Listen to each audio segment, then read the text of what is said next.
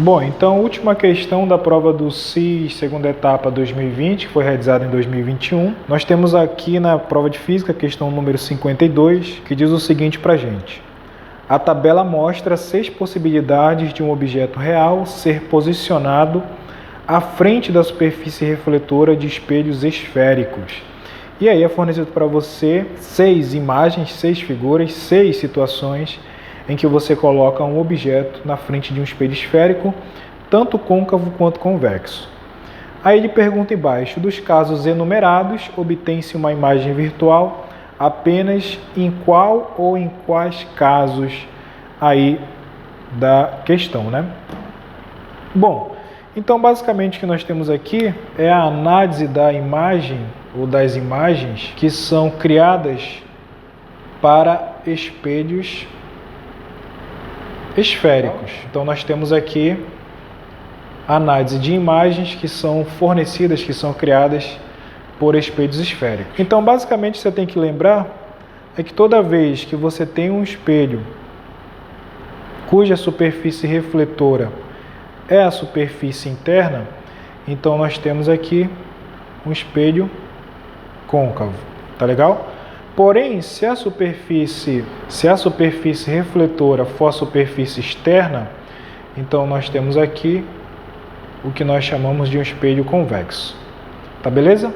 Então, os espelhos esféricos, basicamente a ideia é você tem uma calota esférica, corta essa calota, o pedaço da esfera que fica, ou seja, a calota que a gente chama, você tem uma esfera, corta essa esfera, o pedaço que fica é a calota esférica.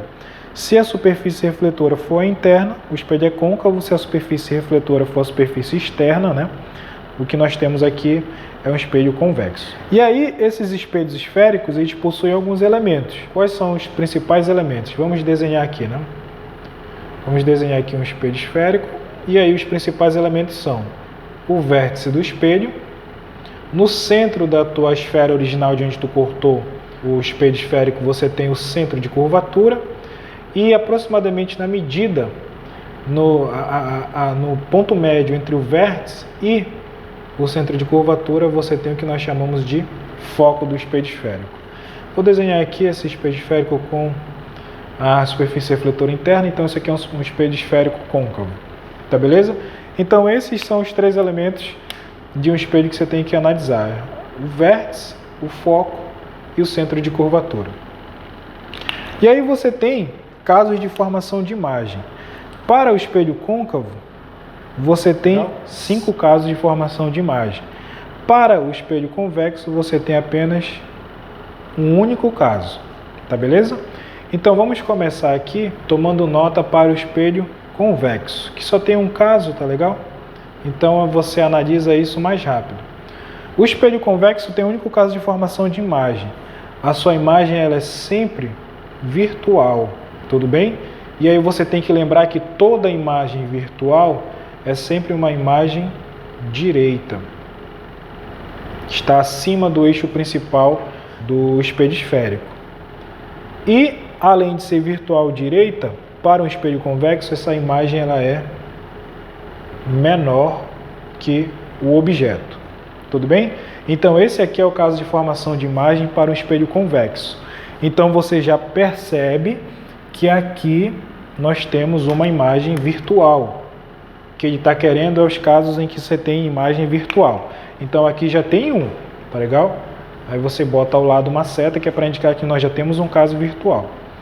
Agora vamos analisar o espelho côncavo. O espelho côncavo tem 5 casos, tá legal?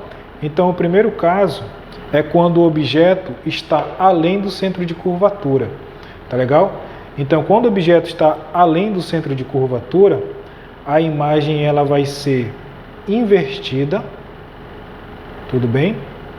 Invertida. Toda imagem invertida é uma imagem real, ok? E ela vai ser menor que o nosso objeto em questão.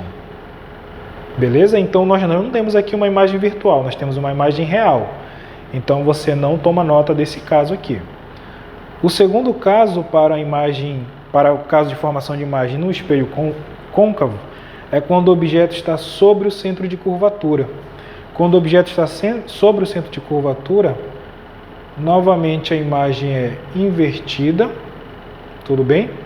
Toda imagem invertida é real e ela é igual ao objeto, ou seja, os dois possuem o mesmo tamanho.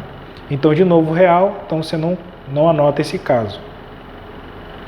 O terceiro caso é quando o objeto está entre o centro de curvatura e o foco.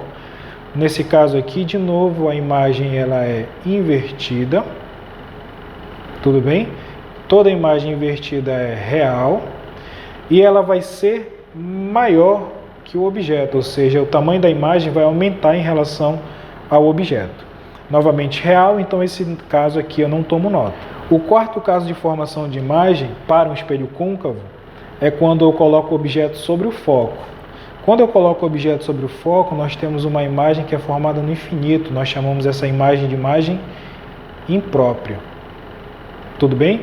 Então nós não temos um caso de formação, nós não temos uma imagem aqui quando o objeto está sobre o foco do espelho côncavo. Nós dizemos que ela é formada lá no infinito. Tudo bem? E o quinto caso de formação de imagem para o espelho côncavo é quando o objeto está entre o foco e o vértice do espelho.